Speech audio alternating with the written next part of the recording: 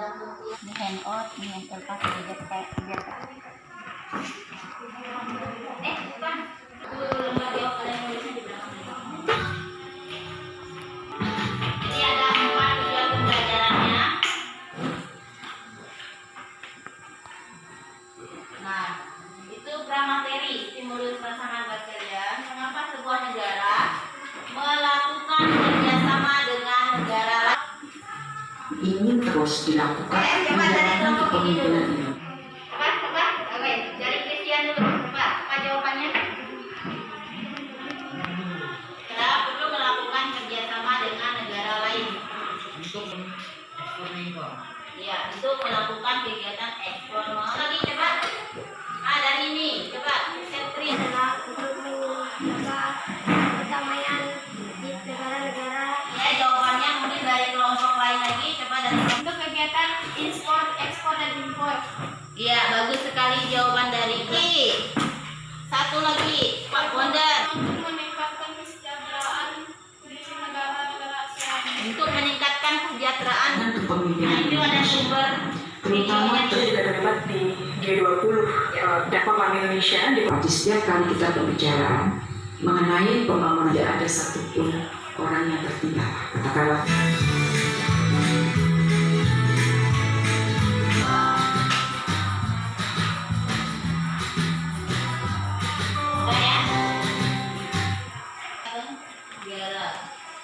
negara ASEAN.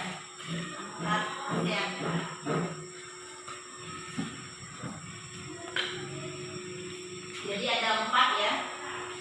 Nah, ini kegiatan ekspor impor Indonesia dengan negara ASEAN. Misalnya Indonesia dengan Singapura, Indonesia dengan Brunei Darussalam. Tadi ada menyebutkan ekspor impor yang kegiatan awal tadi. Kalian, episode lalu kita sudah membahas mengenai kerjasama regional dan pentingnya kerjasama tersebut bagi Indonesia.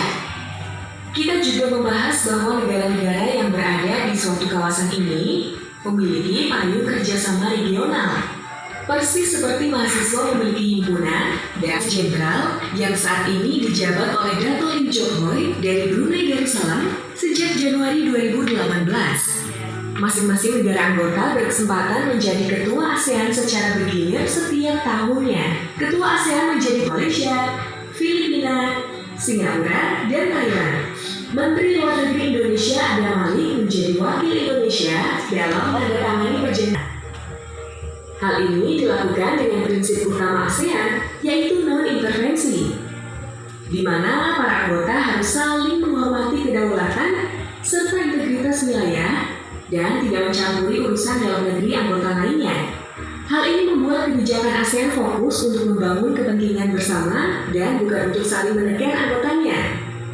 Kita juga bisa bangga loh karena Jakarta merupakan ibu kota ASEAN dengan adanya rumah bagi sekretariat ASEAN sejak 1981. ASEAN bahkan memiliki gedung sekretariat baru yang diresmikan oleh Presiden Joko Widodo di tahun 2019. Sekretariat ASEAN berlokasi di Jalan Sisingamangaraja nomor 70A Jakarta. Di dalam gedung inilah berbagai keputusan strategis ASEAN dibahas dan diputuskan. Untuk memenuhi tuntutan dinamika global dan lebih berkontribusi kepada masyarakatnya, pada tahun 2015 ASEAN bentuk konsep masyarakat ASEAN atau ASEAN Community untuk mempererat integrasi anggotanya hingga di tingkat masyarakat, konsep struktur maupun komunikasi. Terus, apa manfaat Indonesia menjadi anggota ASEAN? Sejak berdirinya ASEAN hingga saat ini, ASEAN adalah bagian tidak terpisahkan dari kebijakan luar negeri Indonesia. ASEAN juga merupakan sosok guru politik luar negeri Indonesia. Bersama Indonesia ASEAN kuat, bersama ASEAN Indonesia maju. Pertama, ASEAN adalah wadah pemersatu negara-negara Asia Tenggara untuk saling tolong-menolong dalam menghadapi tantangan kawasan dan global seperti bencana alam, krisis ekonomi, konflik kepentingan, hingga pandemi global. Masalah-masalah interaksi dan kerjasama antar negara-negara ASEAN semakin berkembang seiring munculnya berbagai kebutuhan setiap negara anggota. Organisasi internasional seperti ASEAN dibentuk dengan kerjasama bidang sosial dan budaya. Tujuan kerjasama bidang agar tercipta kerukunan dan kemajuan bersama. Kerjasama bidang sosial dilaksanakan oleh JOSD atau Konferensi dan Stabilitas Kawasan melalui dialog serta kerjasama di bidang pertahanan dan keamanan. Keamanan, pencucian uang, aspek ekonomi, sosial. Nah, setelah mengamati beberapa kiasan negara-negara ASEAN, Ibu. Anak-anak coba perhatikan dulu dari materi yang sudah disampaikan tadi. Apakah ada pertanyaan dari kalian semua? Saya ingin bertanya, Bagaimana? lalu interaksi ASEAN di bidang politik. Iya, bagaimana? Pertanyaan yang lain. Oke, dari Christian. Bagaimana cara kerjasama ASEAN impor-mengimpor dalam bidang ekonomi? Ya, pertanyaan yang kedua. Saya ingin bertanya Asia Tenggara di Afrika dua benua yaitu benua. Ya. Pas Ibu mengambil satu permasalahan yang akan kalian lakukan di dalam kegiatan diskusi, yaitu pertanyaan dari teman kalian Juliana. Itu pengaruh interaksi ASEAN di bidang apa tadi?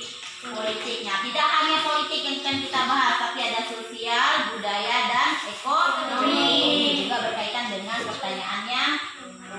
Nah, oke, di LKPD coba lihat LKPD-nya.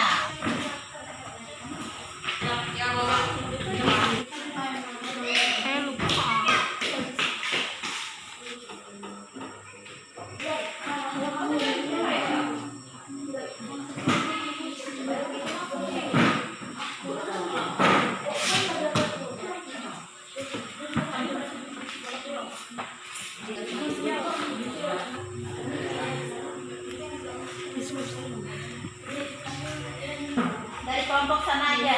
Kami dari kelompok 3 akan mempresentasikan hasil diskusi kami. Silakan.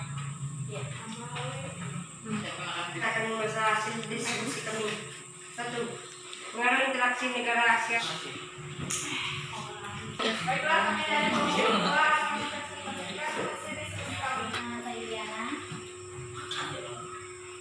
Baiklah, kami dalam masalah manusia 4.